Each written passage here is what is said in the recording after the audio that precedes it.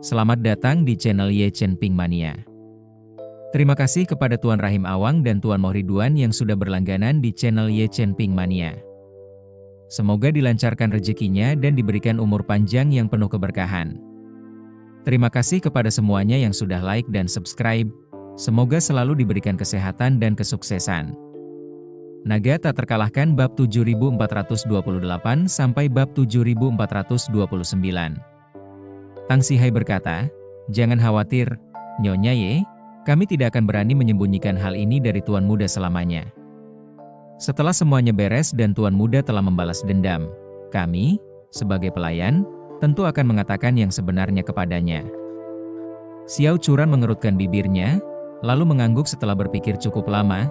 "Jika ini yang terbaik untuk Ye Chen, maka mari kita lakukan apa yang kau katakan. Kita akan menghilang dari dunianya terlebih dahulu." Tang Sihai menambahkan, "Nyonya Ye, kapan Anda berencana berangkat?" "Saya akan mengatur semuanya terlebih dahulu."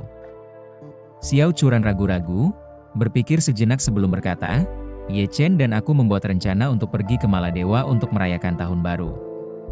Selama bertahun-tahun ini, kami tidak pernah pergi jalan-jalan bersama, dan aku tidak ingin melewatkannya. Selain itu, sebulan setelah tahun baru adalah hari kedua bulan lunar kedua, hari naga mengangkat kepalanya, yang merupakan hari ulang tahun Ye Chen.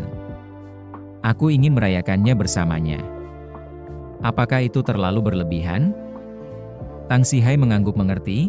"Saya benar-benar mengerti maksud Anda, Nyonya Ye.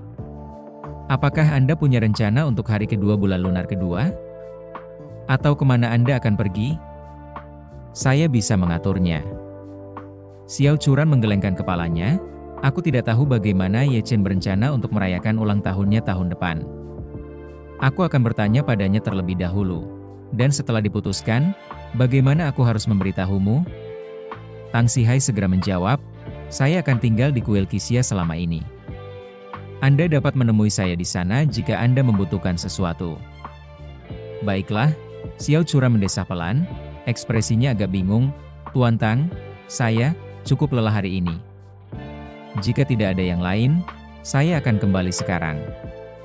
Tang Sihai membungkuk hormat, "Terima kasih atas usahamu, Nyonya Ye." Xiao Churan tersenyum pahit, berbalik untuk pergi, tetapi tiba-tiba teringat tanggal hari kedua bulan lunar kedua. Sesuatu terlintas di benaknya, dan dia segera bertanya kepada Tang Sihai, "Ngomong-ngomong, Butler Tang, aku punya pertanyaan, dan kuharap kau menjawab dengan jujur." Tang Sihai segera menjawab, "Silakan bertanya, Nyonya Ye." Setelah berpikir sejenak, Xiao Churan berkata, "Ada seorang penyanyi yang sangat aku kagumi, Gu Qiui. Dia adalah putri tunggal dari keluarga terkemuka di Anjing, dengan aset senilai puluhan miliar, dan dia telah berkecimpung di industri ini selama bertahun-tahun tanpa satupun skandal. Dia selalu mengatakan bahwa dia memasuki industri hiburan untuk mencari tunangannya. Tiba-tiba aku teringat bahwa dia mengadakan konser di Jinling pada hari ulang tahun Ye Chen, hari kedua bulan lunar kedua. Aku tidak terlalu memikirkannya sebelumnya, tetapi sekarang tampaknya mungkin ada hubungannya dengan Ye Chen." Berhenti sebentar, Xiao Churan menatap Tang Sihai dan bertanya, "Kepala pelayan Tang, bisakah kau memberitahuku dengan jujur, apa hubungan antara Gu Qiui dan Ye Chen?" Gu Qiui adalah penyanyi favorit Xiao Churan, bukan hanya karena suaranya yang indah dan penampilannya, tetapi karena dia bisa dibilang satu-satunya selebriti wanita di industri hiburan yang tidak terjerat skandal, bahkan tidak memiliki hubungan romantis yang normal. Beberapa saat yang lalu, Xiao Churan teringat konser Gu Qiui pada hari kedua bulan kedua penanggalan lunar.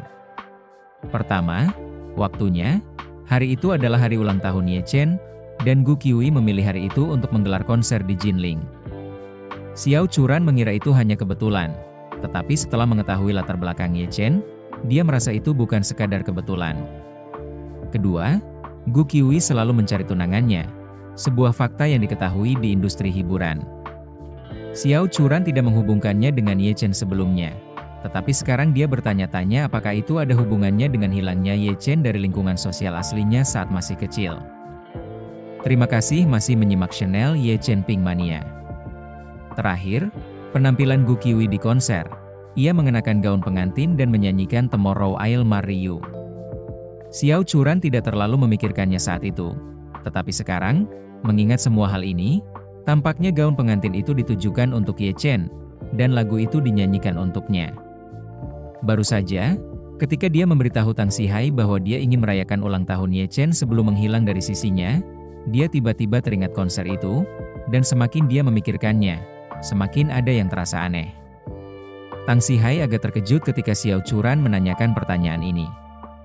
Setelah berpikir sejenak, dia menghela napas dan berkata, "Karena Anda sudah bertanya, Nyonya Ye, saya akan menjawab dengan jujur.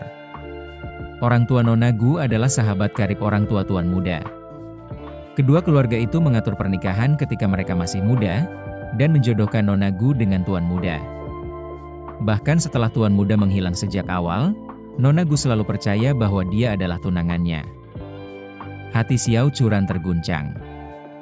Jawaban itu tidak mengejutkannya, tetapi membuatnya sangat sedih. Bukan hanya karena Ye Chen menyembunyikan identitas dan latar belakangnya darinya, tetapi dia juga tahu bahwa Ye Chen dan Gu Qiui telah bersatu kembali. Kalau tidak, mengapa Ye Chen mengajaknya makan malam bersama Gu Qiui? Pada saat itu, emosi Xiao Churan menjadi semakin kompleks. Dia bisa, sampai batas tertentu, memahami Ye Chen yang merahasiakan latar belakangnya. Tetapi dia bertemu dengan tunangannya dan membawanya serta sambil merahasiakannya adalah sesuatu yang sulit dia terima. Dia tahu latar belakangnya sendiri tidak bisa dibandingkan dengan Ye Chen. Bahkan kakeknya hanyalah seorang pelayan keluarga Ye Chen saat itu. Selain itu, Ye Chen tidak hanya memiliki latar belakang keluarga Ye, keluargaan ibunya bahkan lebih kuat.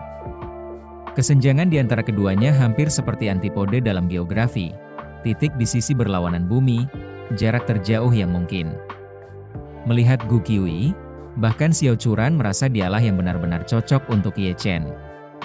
Dia bukan hanya berasal dari keluarga terpandang, tetapi keluarga mereka juga merupakan teman lama. Mereka tumbuh bersama, dan mereka terikat oleh sebuah pertunangan.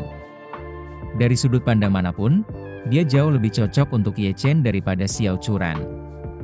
Suasana hati Xiao Churan menjadi sangat buruk.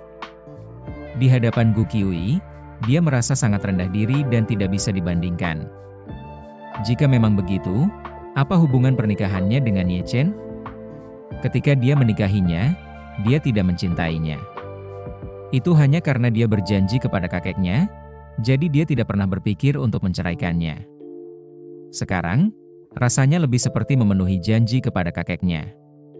Saat itu, dia dengan jelas mengatakan kepada Ye Chen secara pribadi bahwa dia menikahinya hanya karena kakeknya bersikeras, dan tidak akan ada hubungan pernikahan yang nyata. Jika Ye Chen setuju, dia baik-baik saja. Jika tidak, dia tidak akan memaksanya. Sebenarnya, dia mengatakan itu sambil berharap Ye Chen akan mundur. Tetapi yang mengejutkannya, dia setuju tanpa ragu. Bahkan bertahun-tahun setelah pernikahan mereka, tidur di lantai tanpa mengeluh, dia tidak pernah melewati batas. Selama bertahun-tahun, perasaan Xiao Churan terhadap Ye Chen tumbuh dari nol, perlahan-lahan menghangat, tetapi dia selalu menganggapnya sebagai keluarga, tidak yakin apakah itu cinta. Tetapi pada saat ini, dia tiba-tiba merasakan sakit hati. Baru sekarang dia menyadari, pada suatu titik, bayangan cinta untuk Ye Chen telah berakar di hatinya. Bersambung.